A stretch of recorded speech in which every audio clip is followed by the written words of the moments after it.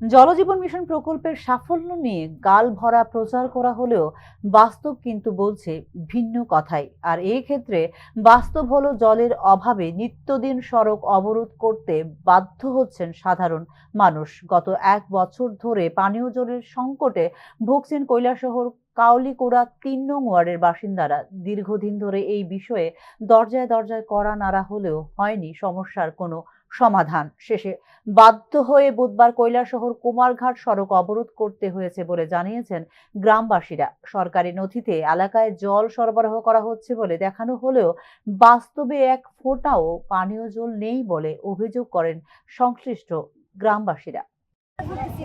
আমরা জল পাইছি না, অথচ রিপোর্ট করছি আমরা জল পাইছি, এটা কোনো কথা? আপনাদের এলাকা কি মানে সাপ্লাই পয়েন্ট আছে বা পানীয় জল?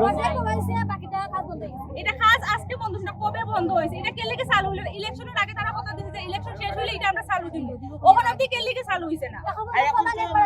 আমরা কি পরিস্থিতির মধ্যে আছি? জল মানে ফিশারির জল থেকে আরো বাদ, আমরা এইরকম জল অব্দি পাই না। বর্ষার সময় আমরা এরকম কিরকম চলে থাকবো? যায়, কিন্তু এখন তো সিজনটা ডাই সিজন, এখন তো জলের কোনো বন্দোবস্ত নেই, আমরা থাকি কি করে?